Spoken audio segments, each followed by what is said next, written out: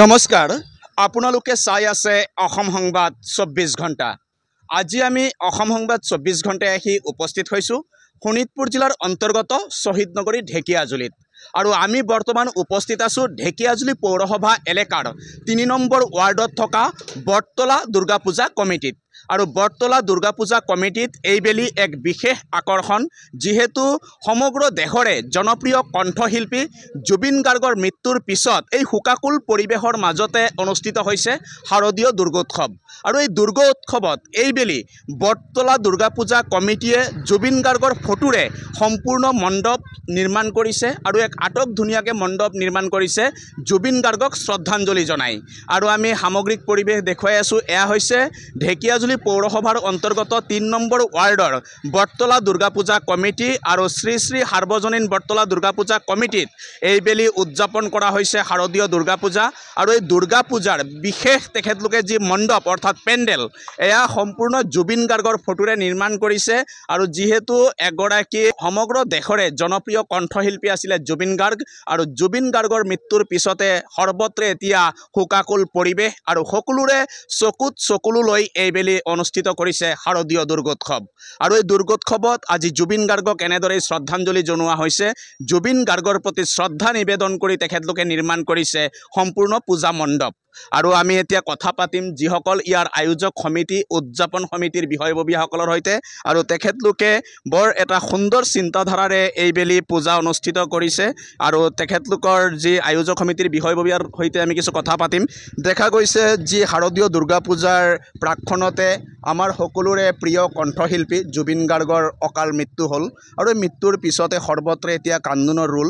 আৰু তেনে এটা পৰিৱেশতে অনুষ্ঠিত হৈছে শাৰদীয় দুৰ্গোৎসৱ। আৰু এই দুৰ্গোৎসৱত প্ৰতিটো পূজা মণ্ডপত জুবিন গাৰ্গৰ ফটো আঁৰি পেলাই সকলোৱে শ্ৰদ্ধাঞ্জলি জ্ঞাপন কৰিছে। কিন্তু ইয়াত কিছু পৃথক দেখা গৈছে, সম্পূৰ্ণ জুবিন গাৰ্গৰ ফটোৰে ইয়াৰ পেণ্ডেল নিৰ্মাণ কৰা হৈছে। কি ক'বা আজিৰ দিনটোত? পোনপ্ৰথমে শ্ৰদ্ধাৰ অসমবাসী ৰাইজক আমাৰ সাৰ্বজনীন বটতলা দুৰ্গা পূজা কমিটিৰ ফালৰ পৰা শাৰদীয় শুভেচ্ছা জনাইছোঁ। পূজাৰ ঠিক প্ৰাক মুহূৰ্তত আমাৰ সকলোৰে হিয়াৰ আমঠু আমাৰ শ্ৰদ্ধাৰ জুবিন গাৰ্গ পাৰ্থিৱ শৰীৰ আমাৰ মাজৰ পৰা যেতিয়া বিয়োগ হ'ল, তেতিয়া আমি সকলোৱে অসমবাসী সকলোৱে মিয়মৰাণ হৈছোঁ, হতাশ হৈছোঁ, আৱেগিক হৈছোঁ। আৰু তেনে পৰিস্থিতিত পূজাৰ যিটো উৎসাহ বা উল্লাহ থাকিব লগা আছিল, সেইটো আমাৰ কাৰোৰে মাজত নাই। তো তেনে ক্ষেত্ৰত আমি বটতলা দুৰ্গা পূজা কমিটিৰ ফালৰ পৰা আমি সিদ্ধান্ত ল'লোঁ যে যিহেতু আমি জুবিন গাৰ্গক কেতিয়াও পাহৰিব নোৱাৰোঁ, জুবিন গাৰ্গৰ পাৰ্থিৱ শৰীৰ আমাৰ মাজত নাই ঠিকেই, কিন্তু তেখেতৰ যিটো আমাৰ হৃদয়ৰ যিটো স্থান সেইটো সদায় থাকিব। গতিকে আমি এই পূজাৰ কেইদিন আমি দেৱী আৰাধনাটো কৰিবই লাগিব। তাৰে লগতে সংগতি ৰাখি আমি ভাবিছোঁ যে এই 4 দিন আমি জুবিন গাৰ্গক গভীৰ শ্ৰদ্ধাঞ্জলি জ্ঞাপন কৰিম। আৰু পূজাৰ সৈতে সংগতি ৰাখি আমি এই 4 দিনেই জুবিন গাৰ্গৰ কাৰণে এটা অক্ষয় বন্তি আমি 4 দিনে জ্বলাই ৰাখিম তেখেতক শ্ৰদ্ধা জ্বলোৱাৰ কাৰণে। আৰু সেই উদ্দেশ্যেৰে আমি এই দুৰ্গা পূজা কমিটিৰ ফালৰ পৰা সমস্ত পূজা প্ৰক্ৰিয়াটোই আচলতে জুবিন গাৰ্গৰ শ্ৰদ্ধাঞ্জলি বা জুবিন গাৰ্গৰে এক ধৰণৰ পূজা বুলিয়ে আমি ক'ব পাৰোঁ। কাৰণ আজি তেখেতে মানুহ হ'লেও যিটো অসমবাসী বা দেশবাসীৰ পৰা যি বস্তুটো লাভ কৰিছে আজিলৈকে আমি দেখি পোৱা নাই। যেনে এজন মানুহ হৈ পেলাই এজন ভগৱান স্বৰূপ হৈ আছে আমাৰ ওচৰত। আৰু আমি তেখেতক সেই শ্ৰদ্ধাটোই জনাব বিচাৰিছোঁ, সেই আৱেগৰ বহিঃপ্ৰকাশটোৱে আমি এইদৰে কৰিব বিচাৰিছোঁ। আমি ইয়াতে তেখেতক শ্ৰদ্ধাঞ্জলি দিয়াৰো ব্যৱস্থা কৰিছোঁ, লগতে মাইক্ৰফোনো ৰাখিছোঁ। আমাৰ মাজত শ্ৰদ্ধাৰ বা সন্মানীয় বহুতো ব্যক্তিয়ে আমাৰ এই মণ্ডপত আহিব পাৰে। তেখেতসকলে জুবিন গাৰ্গৰ বিষয়ে কিবা ক'ব বিচাৰিব পাৰে বা সিহঁতৰ অনুভৱখিনি, তেওঁলোকৰ অনুভৱখিনি আমাৰ মাজত বিয়পাব পাৰে। সেই উদ্দেশ্যেৰে আমি এইটো সুবিধাও ৰাখিছোঁ। লগতে অলপ আগতে আপুনি যদি আহে অলপ মই দেখাব পাৰি, নিশ্চয় আমি এইখিনিতে আমি কি কৰিছোঁ, জুবিন গাৰ্গৰ যিখিনি এলবাম আছে তাৰে মাজৰ পৰা কিছুমান, কাৰণ তেখেতৰ ইমান 38,000 সংগীতৰ এলবামৰখিনি আমি দিব নোৱাৰোঁ, কিছুমানৰ সমষ্টিগত কিছুমান সংগ্ৰহ কৰি আমি ইয়াত ডিছপ্লে কৰাৰ ব্যৱস্থা কৰিছোঁ, যাতে সময়ৰ ৰাইজ আহিলে তেওঁলোকে এই আমাৰ আৱেগৰ সৈতে তেওঁলোকেও যাতে একাত্ম হ'ব পাৰে, জুবিন গাৰ্গক শ্ৰদ্ধা জনাব পাৰে। জুবিন গাৰ্গ যেতিয়া আমাৰ মাজৰ পৰা কেতিয়াও হেৰাই নাযায়, তেখেতৰ পাৰ্থিৱ শৰীৰেৰে বিয়োগ হৈছে, কিন্তু তেখেতে আমাৰ মন, মগজু, হৃদয়ত সদায়ে থাকিব। আৰু সেই কথাটোৱে আমি সকলৰ মাজত বিয়পাব বিচাৰিছোঁ।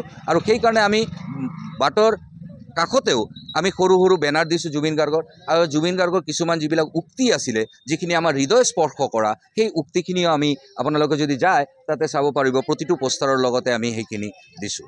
এইখিনি কৈছোঁ মই। হয়, ইতিমধ্যে শুনিলে যি প্ৰয়াত জুবিন গাৰ্গক চিৰ যুগমীয়া কৰি ৰখাৰ উদ্দেশ্যৰে এই বৰতলা দুৰ্গা পূজা কমিটিয়ে বিশেষ আকৰ্ষণ তেখেতলোকে গঢ়ি তুলিছে।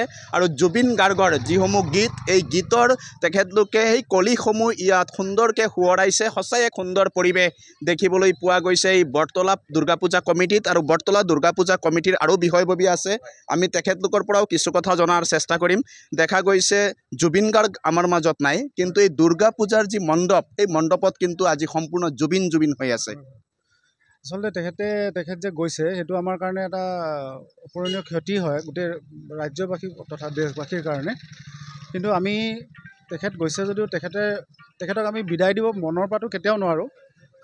তেখেতৰ যিখিনি কৰ্মৰাজি সেইখিনি যাতে আমাৰ মাজত থাকে, আমাৰ মাজত যাতে থাকে নহয়, থাকিবই তাৰমানে। আৰু তাৰ এক মানে আমি ইয়াত দাঙি ধৰিব খুজিছোঁ, নিদৰ্শন এটা দাঙি ধৰিব খুজিছোঁ। আজি আমাৰ প্ৰজন্মটো নহয়তো, আজি যিসকল ব্যক্তি 60-70 বছৰ হৈছে সেইসকল প্ৰজন্মৰ পৰা আৰম্ভ কৰি আজি মোটামুটি হাইস্কুল লেভেলত পঢ়ি থকা 14-15 বছৰীয়া যিখিনি প্ৰজন্মৰ ছাত্ৰ ছাত্ৰী আছে সেইখিনিলৈকে তেওঁ চুই গৈছে। গতিকে সেই উদ্দেশ্যেৰে আমিও মানে তেখেতক আজি এতিয়া দুৰ্গা পূজা পাতিছোঁ, আমি তেখেতক শ্ৰদ্ধা নিবেদন কৰিছোঁ। আৰু দুৰ্গা পূজাৰ আগে আগে হৈ যোৱাৰ কাৰণে অত্যন্ত মানে বেছি দুখিত হৈছোঁ আমি। আৰু পৰৱৰ্তী সময়তো আমি তেখেতৰ যিখিনি কৰ্মৰাজি আছে সেইখিনিক লৈ পেলাই আমি কাম কৰি যাম। আৰু তেখেত যি ব্যক্তিত্বৰ অধিকাৰী আছিল সেই আদৰ্শবোৰ আমি আমাৰ মাজত ৰাখিব চেষ্টা কৰিম। হয়, ইতিমধ্যে শুনিলে জুবিন গাৰ্গে কৈছিলে মোৰ কোনো জাতি নাই, মোৰ কোনো ধৰ্ম নাই। আৰু এই কথাষাৰিৰেই জুবিন গাৰ্গ আগবাঢ়িছিলে। আৰু জুবিন গাৰ্গৰ মহান চিন্তা, তেখেতৰ যি ব্যক্তিত্ব, তাৰ কিন্তু প্ৰতিফলন ঘটিছে সমগ্ৰ বিশ্বতে। আৰু সকলোৱে কান্দিছে জুবিন গাৰ্গৰ কাৰণে। আৰু এই শাৰদীয় দুৰ্গা পূজাৰ প্ৰাকখনত জুবিন গাৰ্গৰ কাৰণে কিন্তু সম্পূৰ্ণ স্তব্ধ হৈ পৰিছিল সমগ্ৰ অসম। আৰু তাৰ পিছতে অনুষ্ঠিত হৈছে শাৰদীয় দুৰ্গোৎসৱ। আৰু শাৰদীয় দুৰ্গোৎসৱত কিন্তু এইবেলি সম্পূৰ্ণ জুবিনময় হৈ আছে এই বৰতলা পূজা কমিটিত। আৰু আছে ইয়াত লোক, আমি তেখেতলোকৰ পৰা চমুকে কিছু কথা জনাৰ চেষ্টা কৰিম। কি ক'ব আজিৰ দিনটোত? আমিতো কিন্তু ইয়াৰ বাসিন্দাৰ নহয়, আমি আপোনাৰ মাজৰমাৰীৰ পৰা আহিলোঁ। এইখিনি ইনষ্টাগ্ৰাম ফেচবুকত পাই আমি দেখা পালোঁ, বিচাৰি আহি এই জুবিনদাৰ ফটোবিলাক চাই বহুত আমি আনন্দিত হৈছোঁ। ভাল লাগিলে এইখিনি আমাৰ চাই পেলাই। হয়, ইতিমধ্যে শুনিলে জুবিন গাৰ্গক সুঁৱৰি পেণ্ডেল বা মণ্ডপ নিৰ্মাণ কৰিলে। এয়া চাবলৈ সেই সুদূৰ মাজ ৰৌমাৰীৰ পৰা আহি ইয়াত অনুৰাগীসকল ওলাইছে। আৰু এনেদৰেই অনুষ্ঠিত হৈছে এই বৰতলা পূজা কমিটিৰ শাৰদীয় দুৰ্গা পূজা। আৰু ইয়াত বিষয়ববী আছে, আমি তেখেতলোকৰ পৰাও কিছু কথা জনাৰ চেষ্টা কৰিম। কি ক'ব আজিৰ দিনটোত? চবতকৈ প্ৰথমতে মই দুৰ্গা পূজাৰ শুভেচ্ছা জনাইছোঁ চবকে। আৰু যিহেতু আমাৰ মাজত আজি জুবিন দা নাই, যিমানখিনি আমি তেখেতৰ কাৰণে কৰিব পাৰিছোঁ তাৰ সৰু এটা চেষ্টাহে, এইখিনি আমি ক'ব পাৰিম। আৰু ইয়াতকৈ বেছি ক'বলৈ নাই। তেখেতক এইটোৱে ক'ম যে আমাক জাষ্টিছ লাগে। হয়, ইতিমধ্যে শুনিলে আজি এই পূজা মণ্ডপৰ পৰাই এটা গুৰুত্বপূৰ্ণ দাবী উত্থাপন কৰিছে বৰতলা দুৰ্গা পূজা কমিটিয়ে। তেখেতলোকে কৈছে জুবিনদাৰ মৃত্যু কেনেকৈ হৈছে, ইয়াৰ ন্যায় পাব লাগে। আৰু জুবিন গাৰ্গে ন্যায় পাওক, আমিও তাৰে কামনা কৰিছোঁ। আৰু এনেদৰেই জুবিন গাৰ্গক চিৰ যুগমীয়া কৰি ৰখাৰ উদ্দেশ্যৰে বৰতলা দুৰ্গা পূজা কমিটিয়ে ব্যৱস্থা গ্ৰহণ কৰিছে। আৰু বিষয়ববী আছে, আমি তেখেতৰ পৰাও কিছু কথা জনাৰ চেষ্টা কৰিম। কি ক'ব আজি দিনটোত? এইটো যেনেকৈ আমাৰ জুবিন দা আমাৰ মাজত নাই, আমি যিমানলৈকে চেষ্টা কৰিছোঁ তথাপি কৰিব নোৱাৰিম, অলপ চলপ কৰিছোঁ। আমাৰ সেইটোৱে আশা, জুবিন দা আমাৰ মাজত জীয়াই থাকিব লাগিব।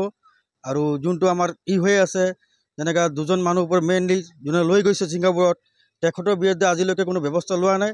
আমি গভৰ্ণমেণ্টক সেইটোৱে জনাম যে সিহঁতৰ কাৰণে একশ্যন ল'ব লাগে, যে ন্যায় পায় আমাৰ জুবিন দাই। হয়, ইতিমধ্যে শুনিলে শামকানু মহন্ত আৰু সিদ্ধাৰ্থ শৰ্মাৰ নেতৃত্বতে গৈছিলে জুবিন গাৰ্গ। আৰু তাৰ পিছতে ছিংগাপুৰত জুবিন গাৰ্গৰ অকাল মৃত্যু হৈছিল। আৰু এই মৃত্যুৰ পিছতে এতিয়া সৰ্বত্ৰে দাবী উত্থাপন হৈছে শামকানু মহন্ত আৰু সিদ্ধাৰ্থ শৰ্মাক গ্ৰেপ্তাৰ কৰিব লাগে। আৰু এই দাবী উত্থাপন কৰিছে বৰতলা দুৰ্গা পূজা কমিটিয়েও। আৰু বৰতলা দুৰ্গা পূজা কমিটিৰ যি সামগ্ৰিক পৰিৱেশ আমি দেখুৱাই আছোঁ, এতিয়া আমি ভিতৰৰ পৰিৱেশ দেখুৱাই আছোঁ, আমাৰ কেমেৰা পাৰ্চনে দেখুৱাই আছে।